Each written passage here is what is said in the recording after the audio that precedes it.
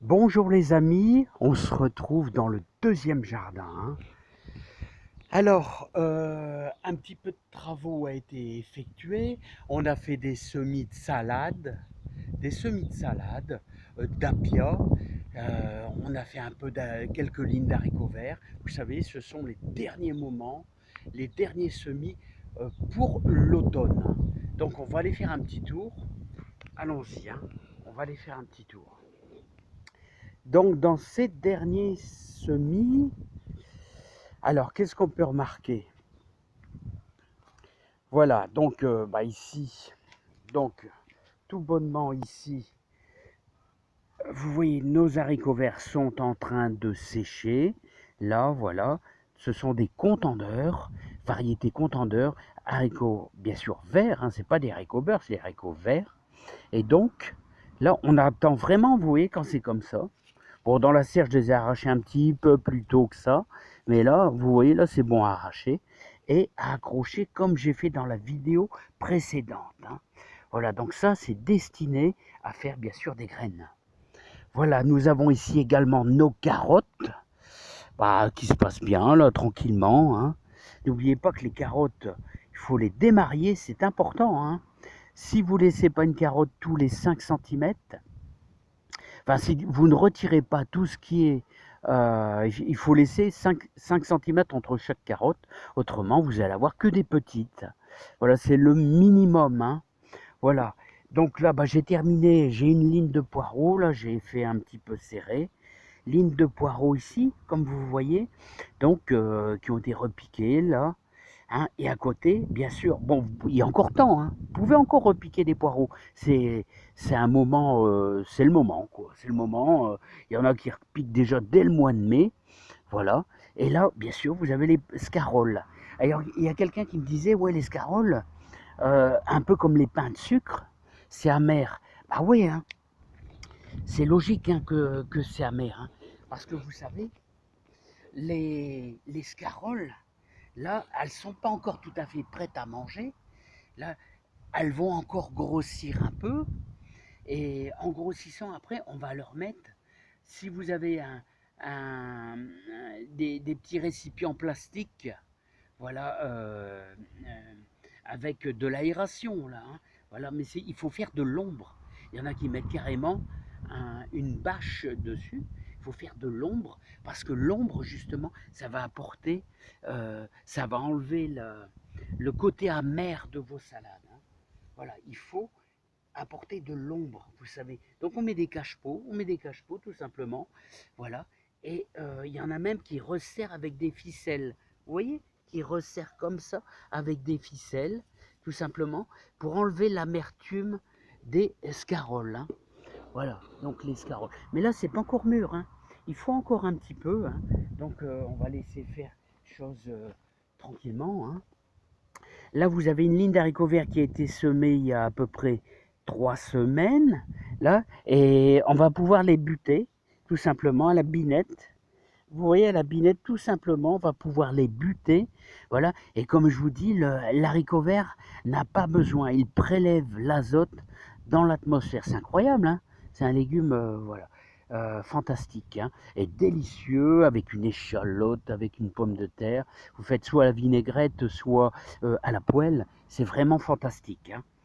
Ici, nous avons notre deuxième parc. Il commence à devenir gros, hein. C'est toujours des contendeurs sont vraiment très gros, là. Et donc, il est temps de les manger, de les récupérer, de les manger. Là, ça c'est le deuxième parc.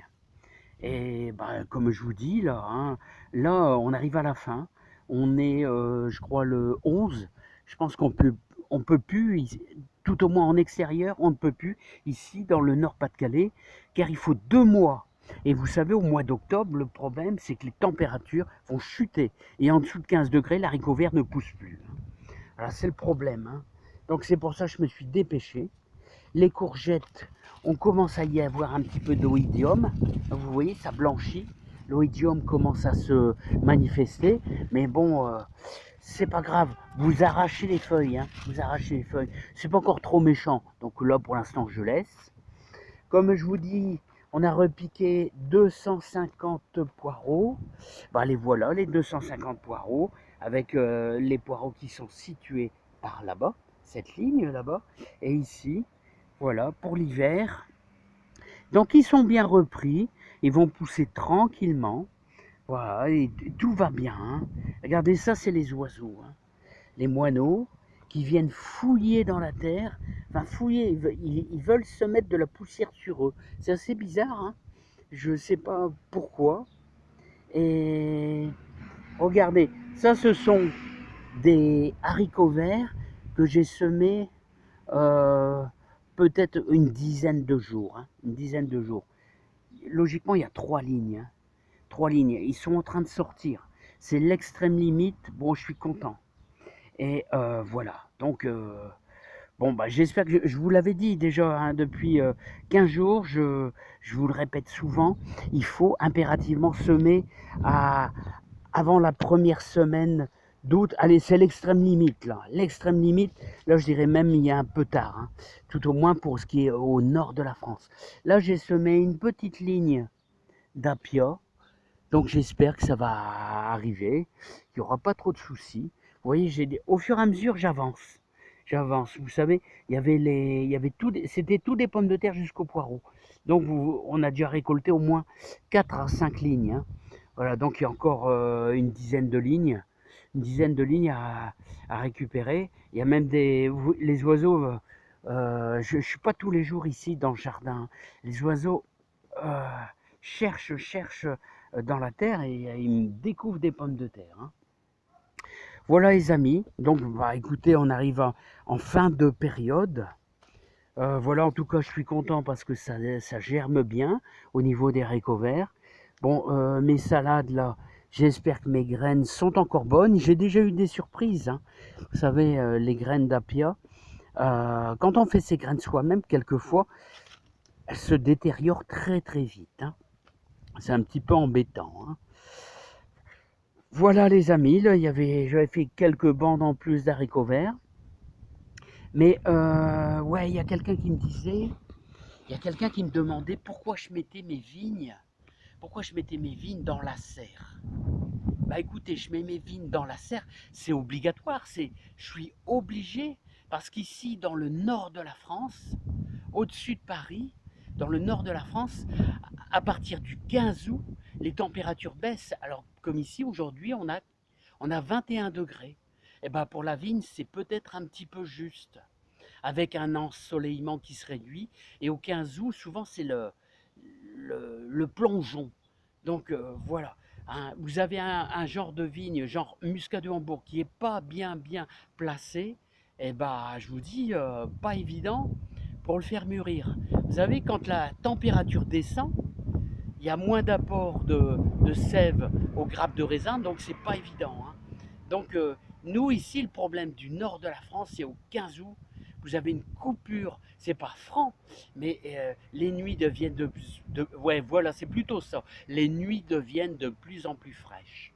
Voilà les amis. Bah, moi je vous dis à bientôt, portez-vous bien, plein de bonnes choses. On termine avec nos belles tomates là, extérieures qui commencent à mûrir. Regardez, bah, ça fait plaisir. Tout ça, ça fait plaisir, hein. Allez, à savourer copieusement. Je vous dis plein de bonnes choses. Voilà, on s'entraide tous dans le jardin. Vous voyez, il me reste encore un petit peu de laitue là-bas, hein.